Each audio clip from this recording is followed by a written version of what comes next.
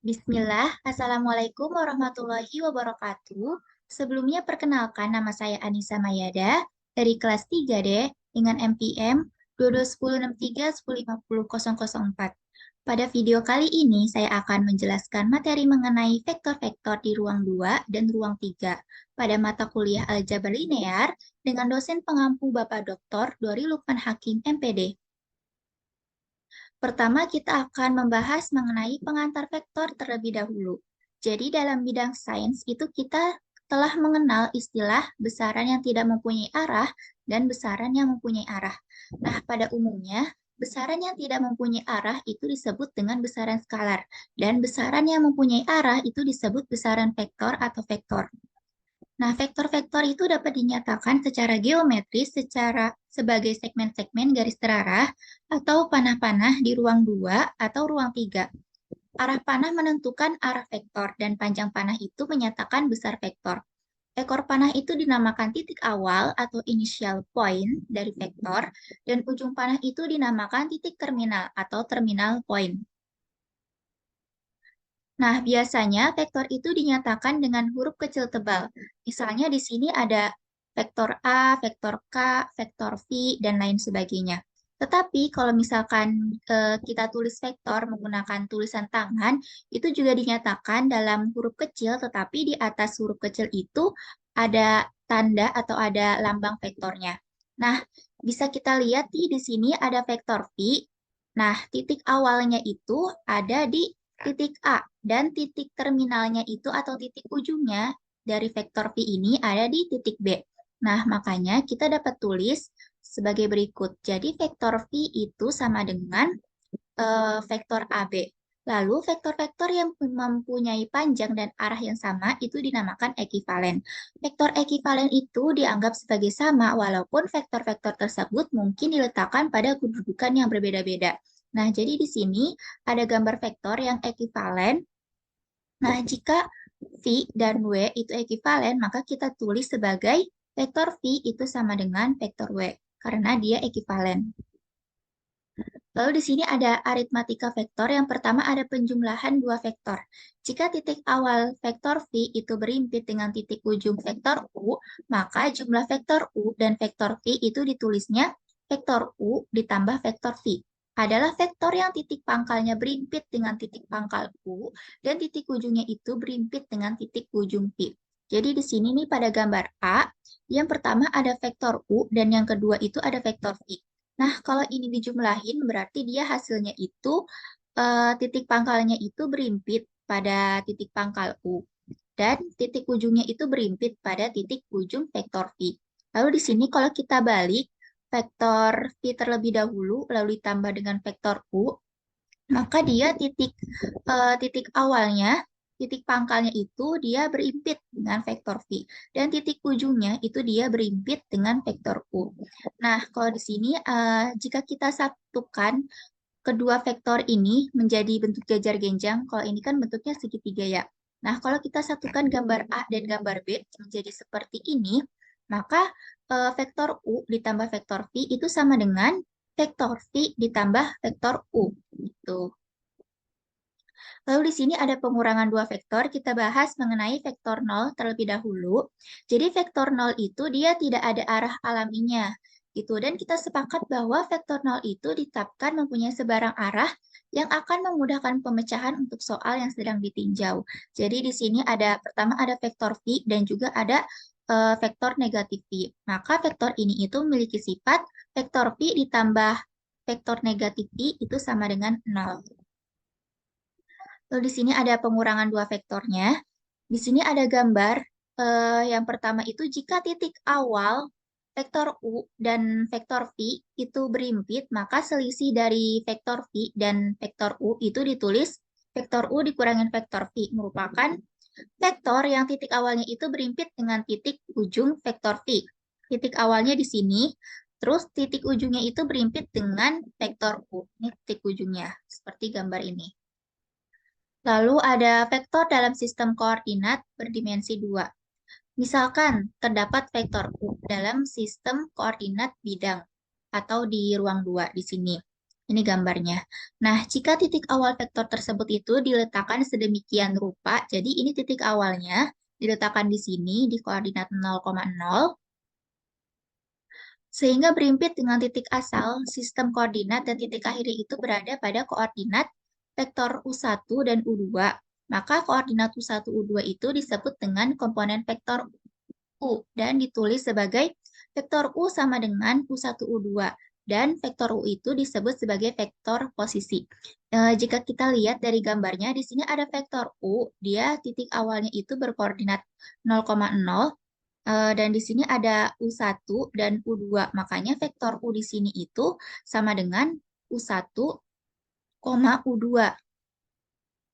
Lalu di sini lanjutannya, misalkan terdapat vektor U itu U1, U2, dan vektor V, V1, V2, maka jumlah vektor U dan V itu adalah jumlah dari masing-masing komponen vektor U dan vektor V. Maka dapat ditulis vektor U ditambah vektor V itu sama dengan U1 ditambah V1, lalu U2 ditambah V2. Bisa kita lihat ya gambarnya di sini. Jadi di sini ada vektor V dan vektor U. Lalu kita bahas vektor dalam sistem koordinat berdimensi 3. Nah, sistem koordinat berdimensi 3 itu adalah sistem koordinat yang terdiri dari 3 sumbu yang saling tegak lurus dan berpotongan pada titik asal. Nah, sumbu yang mengarah ke diri pembaca, arah kanan, dan ke atas. Masing-masing adalah sumbu, ada sumbu X, ada sumbu Y, dan ada sumbu Z positif, dan semuanya itu positif. Sedangkan sumbu yang mengarah ke arah yang berlawanan adalah sumbu negatif. Sistem koordinat ini dikenal dengan sistem koordinat tangan kanan. Sedangkan sistem koordinat pada gambar B, ini gambar A ini adalah sistem koordinat tangan kanan. Terus, kalau gambar B ini, dia dikenal dengan sistem koordinat tangan kiri. Nah, yang sering kita gunakan itu adalah sistem koordinat tangan kanan, di mana di sini itu ada X positif, Y positif, dan Z positif. Misalkan terdapat vektor U dalam sistem koordinat bidang atau di ruang 3, jika titik awal vektor itu diletakkan sedemikian rupa, jadi titik awalnya itu diletakkan di sini, berimpit dengan titik asal sistem koordinat dan titik akhirnya itu berada pada koordinat U1, U2, U3, maka koordinat U1, U2, U3 itu disebut sebagai komponen vektor U dan ditulis sebagai vektor U itu sama dengan U1, U2, U3.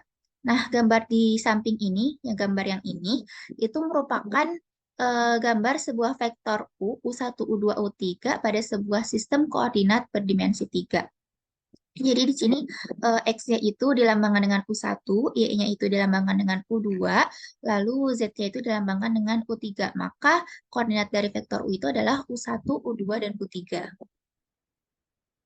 Jika U sama dengan U1, U2, dan U3, dan V itu V1, V2, V3 adalah dua vektor pada ruang berdimensi 3, maka argumen yang berlaku pada vektor bidang juga berlaku untuk vektor pada ruang berdimensi 3. Hal ini tuh berarti bahwa U dan V itu, vektor U dan vektor V itu dikatakan ekivalen jika dan hanya jika U1 itu sama dengan V1, U2 sama dengan V2, dan U3 itu sama dengan V3.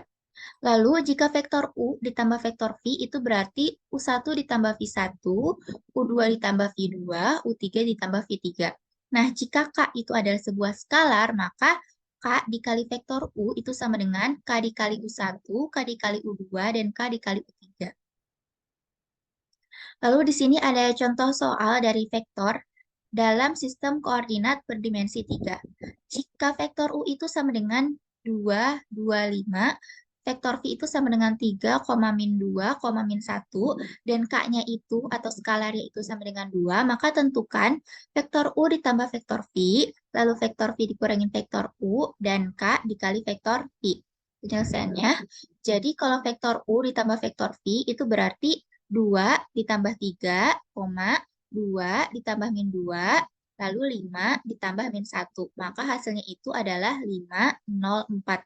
Lalu kalau vektor V dikurangin vektor U, maka 3 dikurangin 2, min 2 dikurangin 2, min 1 dikurangin 5. Maka hasilnya adalah 1, min 4, min 6. Lalu jika K dikali dengan vektor V, maka 2 dikali 3 itu 6, 2 dikali min 2 itu min 4, lalu 2 dikali min 1 itu min 2. Maka hasilnya 6, min 4, min 2. Lalu di sini ada vektor posisi. Vektor yang mempunyai titik awal berimpit dengan titik asal disebut vektor posisi. Jadi di sini ada gambar dari vektor posisi. Nah, jika terdapat sebuah vektor yang mempunyai titik awal tidak berimpit dengan titik asal koordinat, maka kita bisa menggeser vektor tersebut sedemikian rupa sehingga titik awalnya itu berimpit dengan titik asal. Nah, jadi yang dimaksud dengan vektor posisi ini harus titik awalnya itu harus berimpit dengan titik asalnya. Misal titik awal suatu vektor U adalah P1, X1, Y1, Z1, dan titik ujungnya P2, koordinatnya itu X2, Y2, Z2, maka vektor posisi dari vektor U itu didapat dengan mengurangkan komponen titik P1 dari komponen titik P2, seperti yang dijelaskan pada rumus vektor posisi pada vektor U itu P1 P2 sama dengan X2 dikurangin X1, Y2 dikurangin Y1, Z2 dikurangin Z1. Lalu di sini ada sifat-sifat dari operasi vektor. Jika vektor U, vektor V, dan vektor W itu adalah vektor-vektor pada bidang di ruang 2 atau pada ruang di ruang 3, lalu C dan K itu kita misalkan dengan skalar-skalar, maka berlaku yang pertama itu vektor U ditambah vektor V itu sama dengan vektor V ditambah vektor U. Ini berlaku hukum komutatif. Lalu vektor U ditambah vektor V, ini dikurungin, lalu ditambah vektor W itu sama dengan vektor U ditambah vektor V ditambah vektor W. Lalu vektor U ditambah 0 itu sama dengan 0 ditambah vektor U. Lalu vektor U dikurangin vektor U itu sama dengan vektor U ditambah dikurangin dengan vektor U itu sama dengan 0. Lalu 1 dikali vektor U itu sama dengan vektor U, C dikali K dikali vektor U itu sama dengan C dikali, ini kerjain terlebih dahulu, K dikali vektor U, lalu sama dengan K dikali C dikali vektor U. Lalu ada C ditambah K dikali vektor U itu sama dengan C dikali vektor U ditambah K dikali vektor U. Lalu di sini ada K dikali vektor U ditambah vektor V, itu berarti sama dengan K dikali vektor U ditambah K dikali vektor V. Lalu ada panjang vektor. Panjang sebuah vektor itu dikenal dengan istilah norma atau bahasa Inggrisnya itu norm. Dari vektor tersebut dan dilambangkan dengan seperti berikut ini. Jadi vektor U di sini itu diapit oleh dua garis lurus gitu. Sesuai dengan teorema Pythagoras, norma sebuah vektor baik pada ruang 2 dan ruang 3 adalah sebagai berikut. Jika vektor U adalah vektor pada ruang 2, maka norm dari U atau panjang dari vektor U itu sama dengan akar U1 kuadrat ditambah U2 kuadrat. Jika vektor U adalah vektor pada ruang 3, maka panjang dari vektor U atau norm dari vektor U itu adalah akar U1 kuadrat ditambah U2 kuadrat ditambah U3 kuadrat. Lalu ada vektor satuan. Vektor satuan itu adalah vektor yang mempunyai norma sama dengan 1. Secara formal, vektor satuan itu mengikuti teorema berikut. Jika vektor V itu adalah sebuah vektor tak nol, baik pada ruang 2 maupun ruang 3, maka vektor U itu sama dengan 1 per norm vektor V dikali dengan vektor V adalah vektor satuan.